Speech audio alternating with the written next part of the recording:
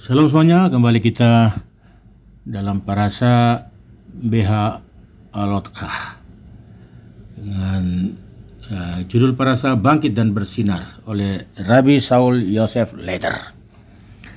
Parasa Alotkah dimulai dengan ayat Tuhan berbicara kepada Mose dengan mengatakan, "Bicaralah kepada Harun dan beritahu mereka, ketika engkau menyalakan lampu ke arah tengah tempat lilin, 7 lilin harus menyala." Bilangan 8 ayat 2. Merujuk pada ayat, lilin Tuhan adalah jiwa manusia, atau Ner Hashem Nismat Adam. Amsal 20 ayat 27. Lubavitcher Rebbe menjelaskan bahwa 7 lilin mewakili jiwa orang-orang Yahudi karena mereka terbagi menjadi 7 aspek yang berbeda. Melayani Tuhan seperti lilin, jiwa seharusnya bersinar hingga naik ke atas.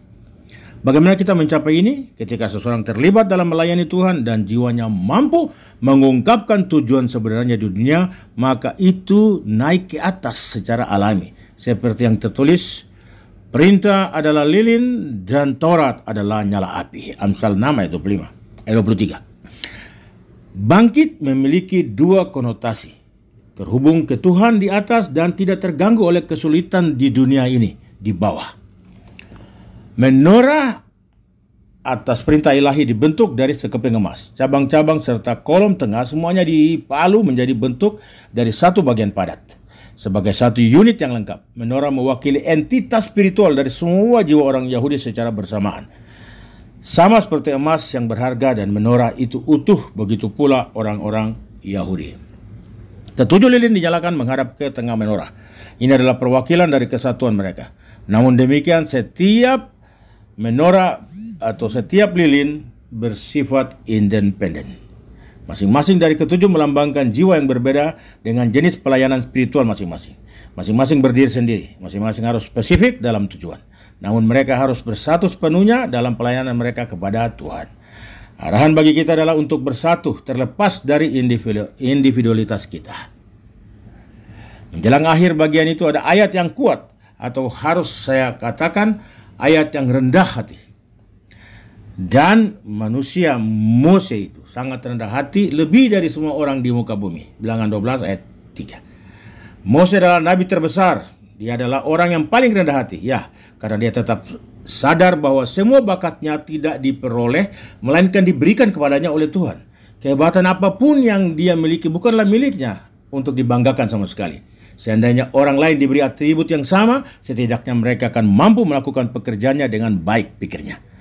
Kebanggaan apapun yang kita rasakan harus seberapa baik kita menggunakan karunia yang Tuhan berikan kepada kita untuk melayani Dia, itu atau Tuhan.